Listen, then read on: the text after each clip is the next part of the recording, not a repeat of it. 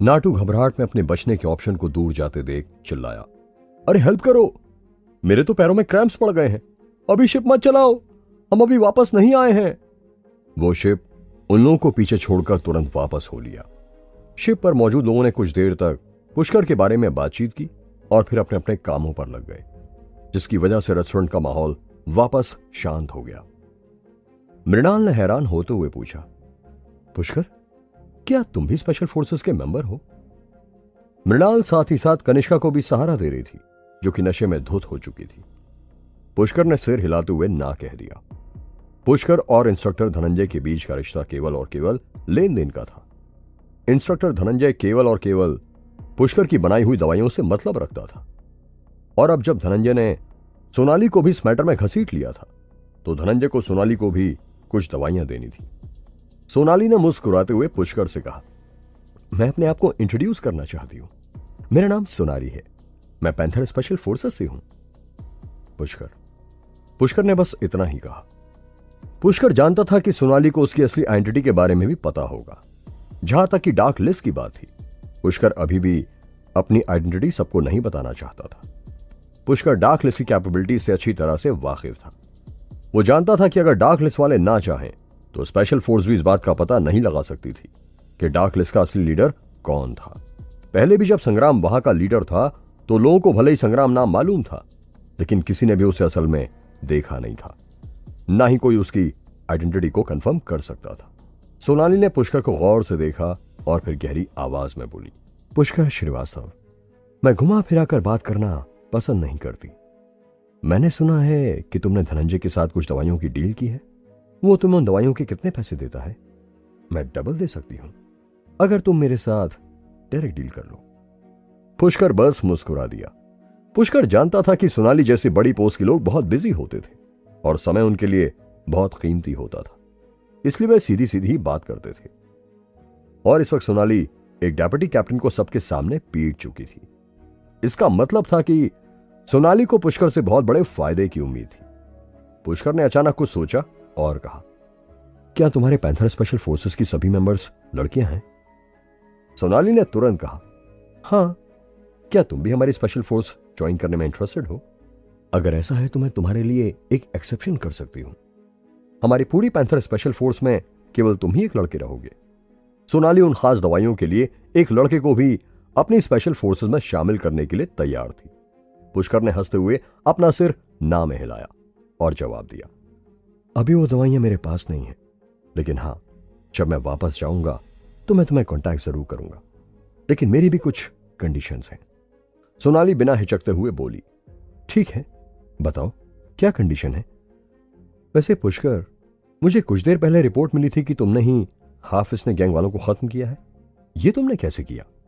जहां तक मेरी समझ है यह एक इम्पॉसिबल काम है। और एक बात यह भी कि वहां पर उनके सालों से इकट्ठे किए हुए एंटीक्स और सोने चांदी का खजाना भी वहीं था। उसके बारे में भी हमें कोई जानकारी नहीं मिली है। क्या इस बारे में तुम्हें कुछ पता है? पुष्कर ने सोनाली को देखा और कहा, इंस्पेक्टर सोनाली, कहीं तुम्हें यह तो नहीं लग रहा है कि वह सब खजाना मैंने रख लिया है?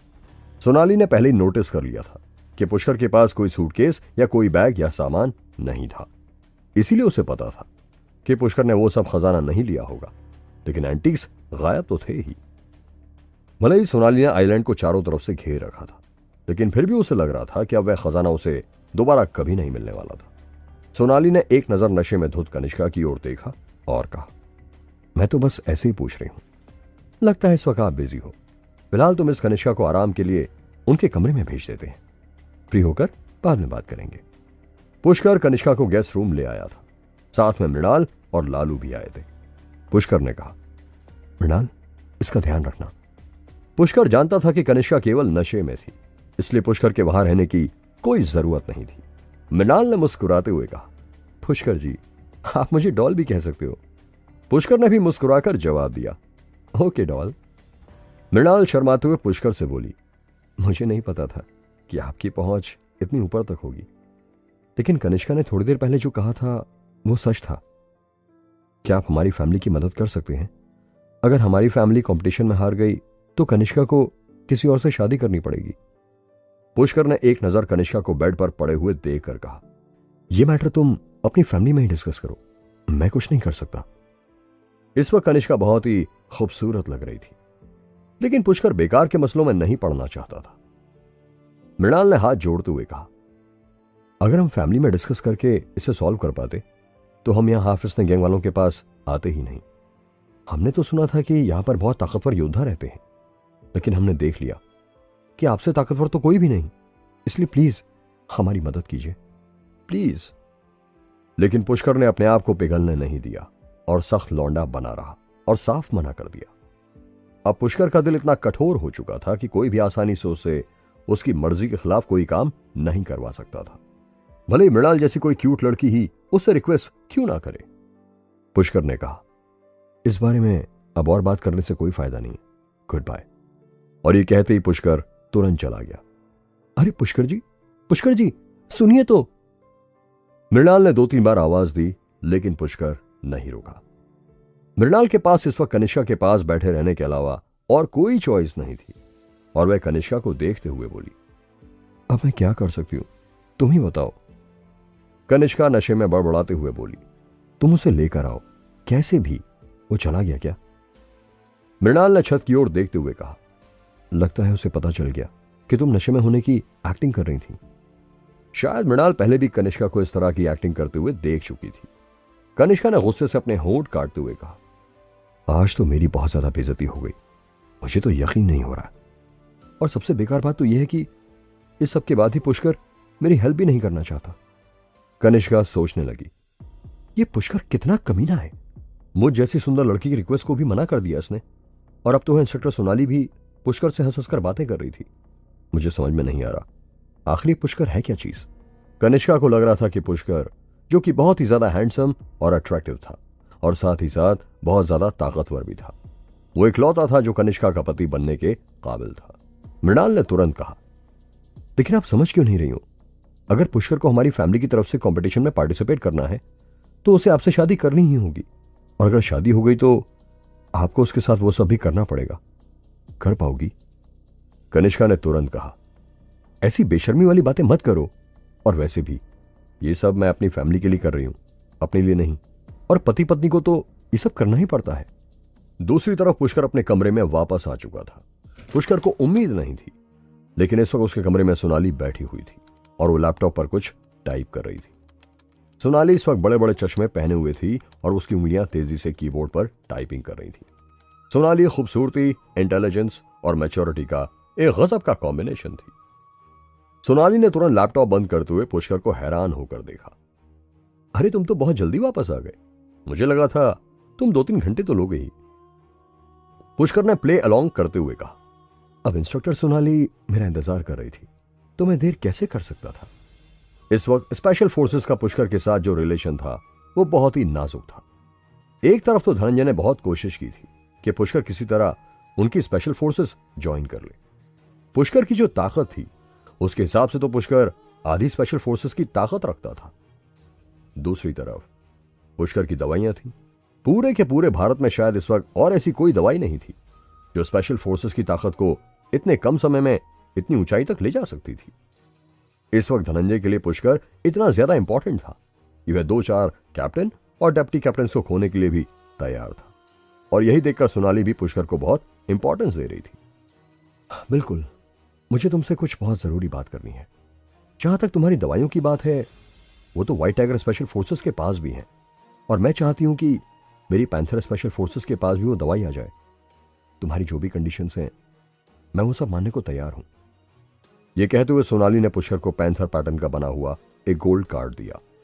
सोनाली ने कहा, पूरे पैंथर स्पेशल फोर्स में इस तरह के केवल 10 ही कार्ड्स हैं, बाकी दुनिया में तो ये ज्यादा कुछ काम का नहीं है, लेकिन जहां तक मिलिट्री की बात है, यह कार्ड तुम्हारी बहुत मदद कर सकता है।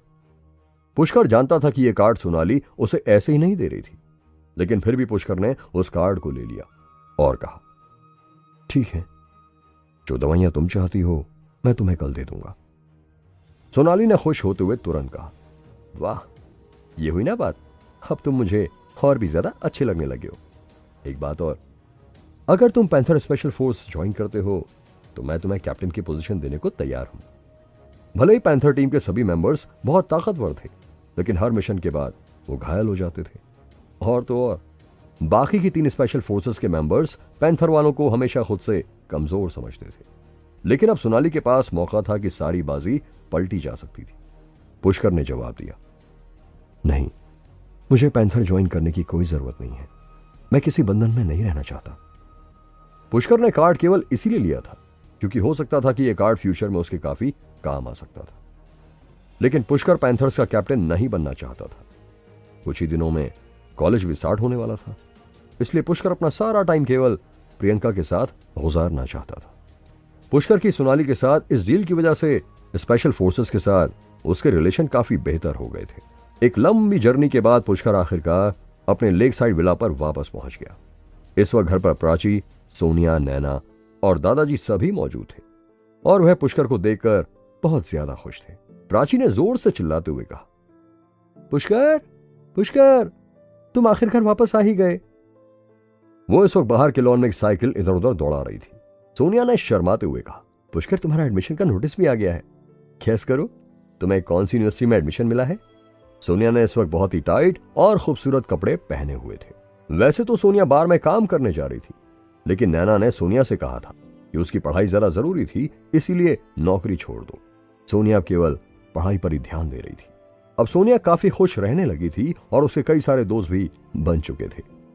ना सिर्फ उसके क्लासमेट्स जो ग्रीटिंग्स बार में जाते थे, सोनिया से डिस्काउंट मांगते रहते थे, बल्कि कुछ गरीब स्टूडेंट्स जिन्हें पार्ट टाइम जॉब की जरूरत होती थी, वह भी सोनिया से ही आकर रिक्वेस्ट करते थे। पुष्कर अब खुश था कि गहन अंकल के जाने के बाद सोनिया अपनी जिंदगी ठीक से जीने लगी थी।